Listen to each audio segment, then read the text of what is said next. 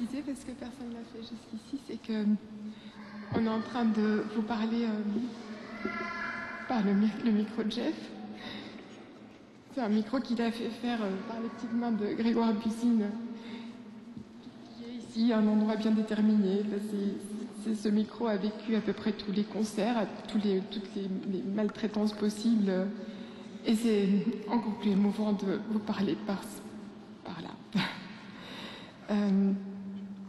Je voudrais vous donner un exemple de l'opiniâtreté de Jeff. Pour lui, rien n'était impossible.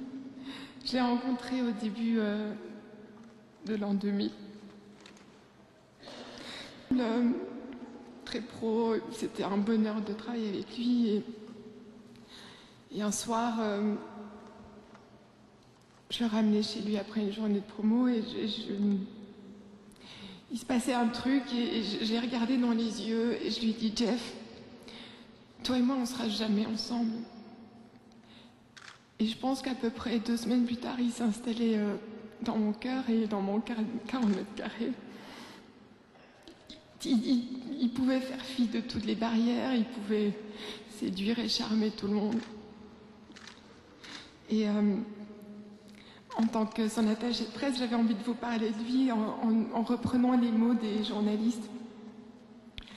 Parce que les journalistes ont vraiment soutenu sa carrière était tellement importante pour lui, c'était sa vie.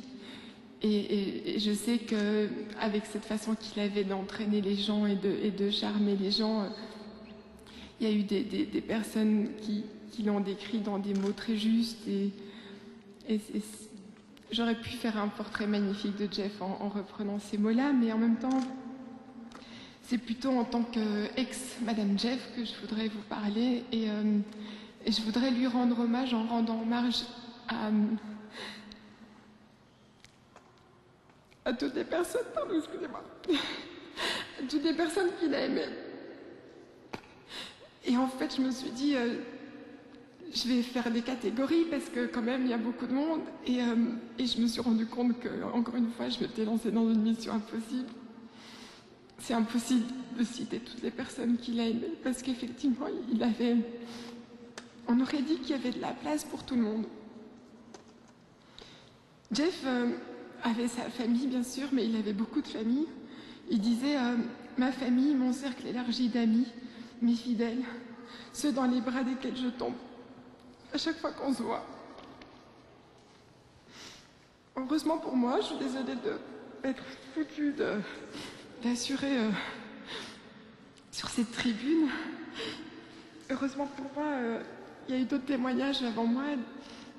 Il y a eu Véronique qui, comme moi, a voulu rendre hommage à la famille Baudard parce que les Baudard, en fait, on les connaît pas beaucoup. Et je pense qu'en grande partie, Jeff était ce qu'il était parce qu'il avait une famille extraordinaire et un lien tellement intense avec eux.